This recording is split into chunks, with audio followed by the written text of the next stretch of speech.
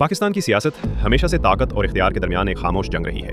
ये वो खेल है जिसमें हुकूमतें सिर्फ आवाम के वोट से नहीं बनती, बल्कि उन ताकतों के इशारों पर भी चलती हैं जो पर्दे के पीछे बैठकर निज़ाम को चलाती हैं। और जब इमरान खान इस मैदान में उतरे तो ये खेल पहले जैसा ना रहा।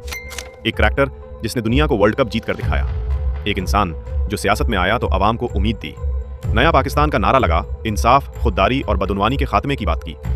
आवाम ने नारे लगाए, नौजवानों ने ख्वाब देखे और यूं लगा जैसे पाकिस्तान वाकई बदलने वाला है।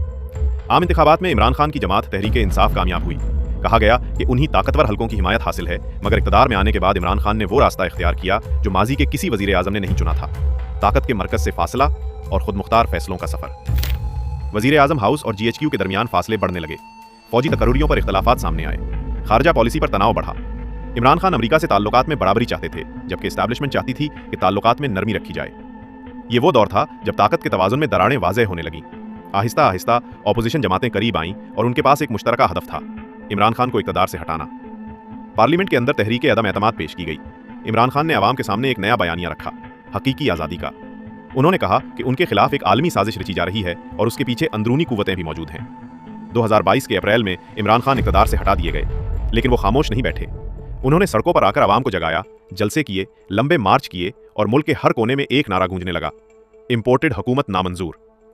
अवामी जोश इतना शदीद था कि सियासी मंजरनामा मुकम्मल तौर पर बदल गया। मगर ये कहानी यहाँ ख़त्म नहीं हुई। सड़कों पर आवाम थी और ताकत के ऐवानों में बेचैनी। मीडिया पर दबाव बढ़ा, पार्टी के रहनुमा गिरफ्तार होने लगे और मुल्क एक सियासी भूचाल में दाखिल हो गया। फिर आया मई 2023, एक दिन जिसने पाकिस्तान की सियासत को हिला कर रख दिया। वाकयात ने सब कुछ बदल दिया। इसके बाद इमरान खान और इस्टेब्लिशमेंट के दरमियान रिश्ते टूट चुके थे।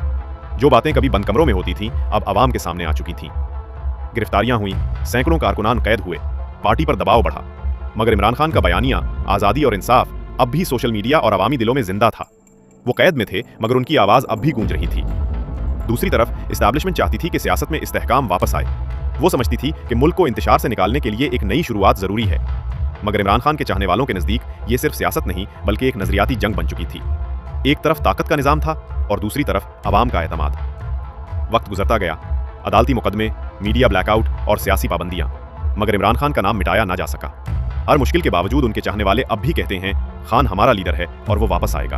पाकिस्तान की तारीख गवाह है, ये मुल्क बार बार सियासी बहरानों से गुजरा है, लेकिन हर बार एक नया किरदार उभरता है जो ताकत के तवाज़ुन को चैलेंज करता है। इमरान खान की कहानी भी शायद इसी सिलसिले की एक किस्त है। आज हालात खामोश ज़रूर हैं, मगर इस खामोशी के नीचे एक नई कहानी जन्म ले रही है। क्या इमरान खान वापस आएंगे?